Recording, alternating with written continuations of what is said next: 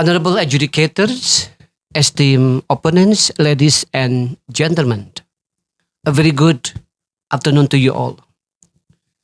The motion before this House today is one of profound moral and practical significance. This House would ban the use of the death penalty for drug dealers. We on the affirmative side wholeheartedly agree with this motion.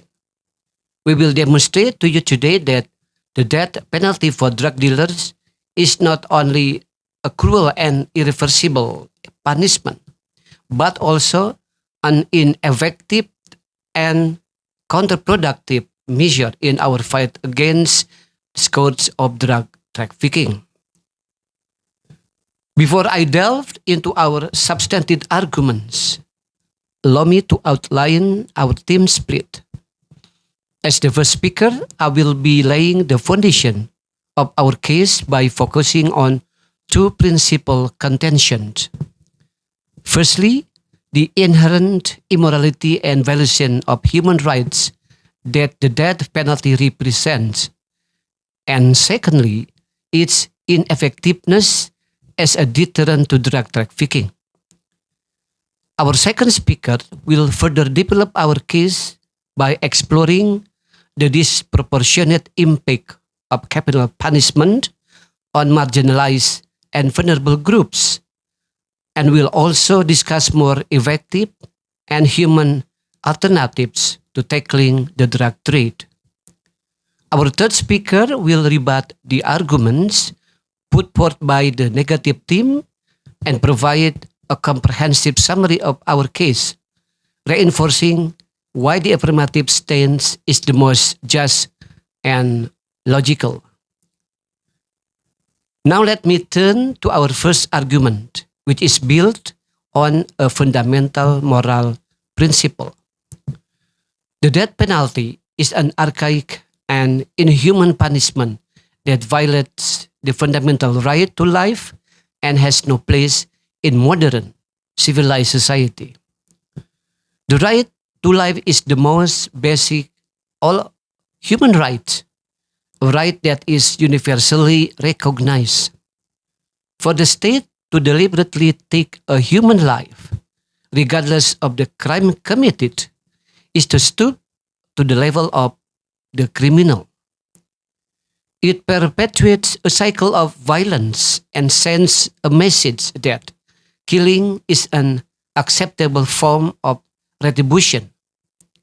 Furthermore, drug trafficking, while a serious crime, does not equate to the deliberate taking of another's life. The application of the death penalty for non-lethal crimes is a disproportionate and excessive measure. Look to the global trend. An overwhelming majority of countries have abolished the death penalty in law or practice. International Amnesty reports that as of 2023, 112 countries have abolished the death penalty for all crimes. This global shift represents a growing consensus that capital punishment is an outdated and barbaric practice. Moreover, international law under instruments such as the International Covenant on Civil and Political Rights reserves the death penalty for only the most serious crimes, a threshold that drug offenses do not meet. Therefore, by continuing to use the death penalty for drug dealers, we are not only violating fundamental human rights, but also isolating ourselves from the international community and aligning with a dwindling number of nations that still cling to this brutal practice. A just and progressive society must find more human and effective ways to administer justice. This leads me to my second point, which addresses the practical futility of the death penalty in the context of drug trafficking. The death penalty is a demonstrably ineffective deterrent to the drug trade. The motivation behind drug trafficking are complex, often driven by poverty, coercion, and addiction. Individuals involved in the drug trade, particularly the low-level couriers who are most often caught and executed, are often desperate or believe they will not be caught. The kingpins and masterminds of this operation, who reap the vast majority of the profits, are really the ones facing the gallows. They remain insulated from the risk, willing to sacrifice countless meals. The threat of execution does little to alter the risk reward calculation of these powerful criminals. There is no credible evidence to suggest that countries employing the death penalty for drug offenses have lower rates of drug trafficking or drug use. A 2020 study published in the Journal of Crime and Justice found no statistical evidence that the death penalty deters drug trafficking. In fact, some of the countries with the most draconian drug laws continue to face significant challenge with drug-related crime. For instance, in several Southeast Asian nations that actively use the death penalty for drug offenses, the drug trade continues to flourish, often adapting and finding new routes and methods. United Nations Office on Drugs and Crime has also stated that there is no evidence to support the claim that the death penalty is an effective deterrent to drug trafficking. It is clear then that the death penalty is a flawed and ineffective tool in our fight against drug trafficking.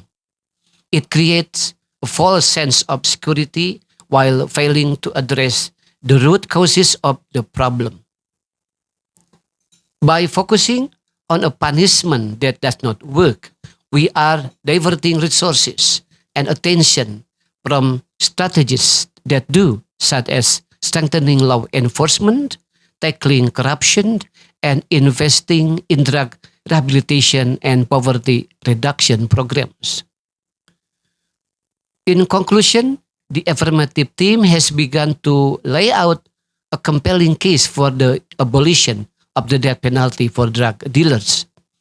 I have argued that it is a morally indefensible violation of human rights and a practically ineffective deterrent. Our subsequent speakers will build upon this foundation, further demonstrating that a more just and effective path lies in the rejection of this ultimate and irreversible punishment. We urge you to consider the moral and practical imperatives and to stand with us in support of this crucial motion. Thank you.